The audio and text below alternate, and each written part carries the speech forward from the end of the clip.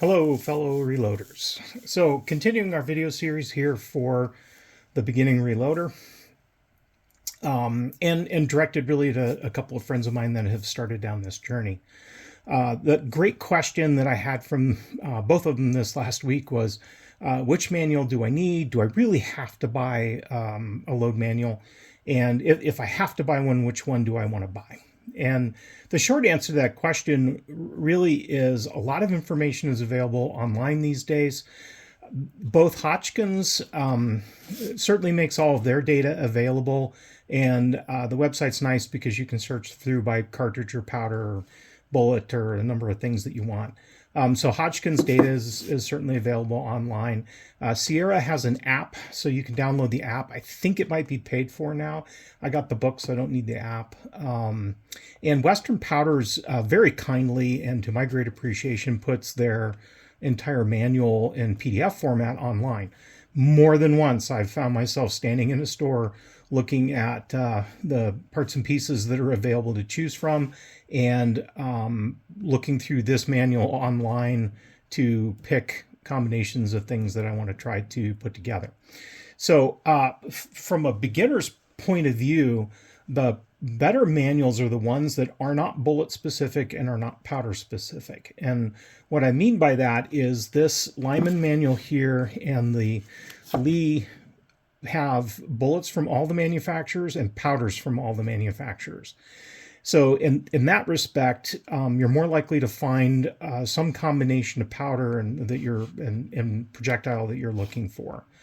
That said, if you're shooting a very specific projectile, you may find that you get more, I'm going to say accurate data, but data that's closer to what's in the book when you use the bullet or the projectile manufacturer's book.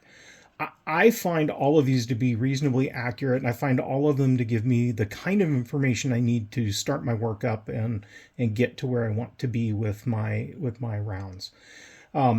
There are some specific manuals here. This is the Lyman Cast Bullet Manual. So if you're casting, if you're going to get onto a casting journey, this has some fantastic information as well as all the load data. I do also find this very useful for lead projectiles. Even if I haven't cast them, it has good information in there for those. It also has in the preface sections a lot of good information on the casting process and troubleshooting that process. So I do find that manual very, very, very nice to have if you're working with cast bullets. If I had to choose, and one of the young ladies I'm working with, she's working on limited funds, and so her big concern is I want to buy one. And if I had to choose, it would probably either be between the Lyman and the Lee, because they're not powder specific and they're not projectile specific. I do tend to find that they have a sort of a higher volume of information. The Lyman has a ton of good information in it, not just in terms of projectiles. It also has pressures. I do like when the manual lists pressures and not just velocities.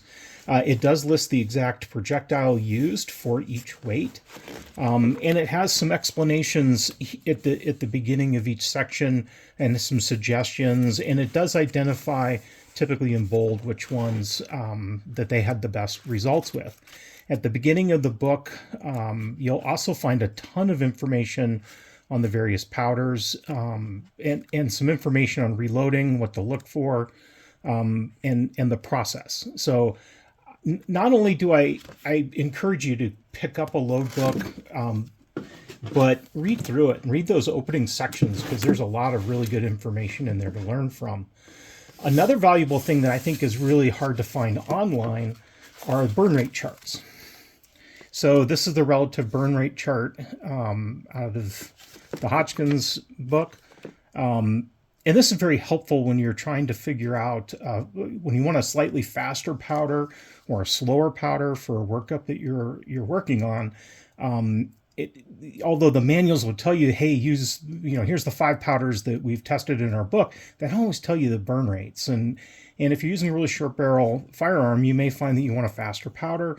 Really long barrel, maybe you want a little bit of a longer, slower powder. So having this data in here and at your fingertips is very helpful.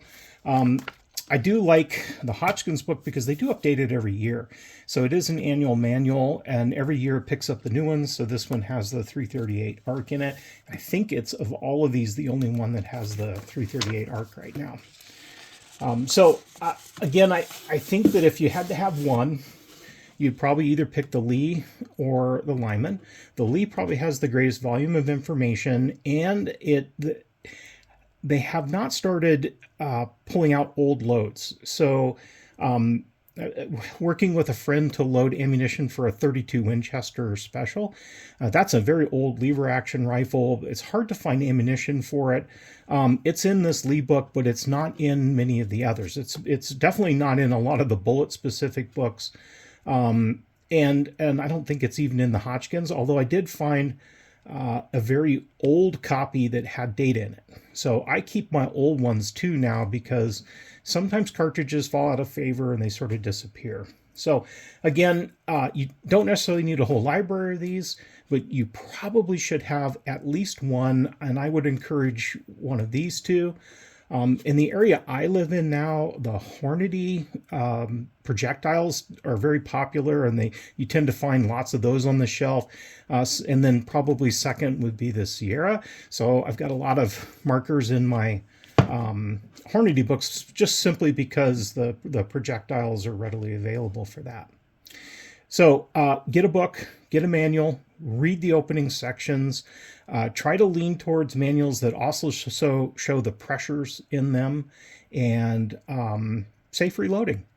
Be safe.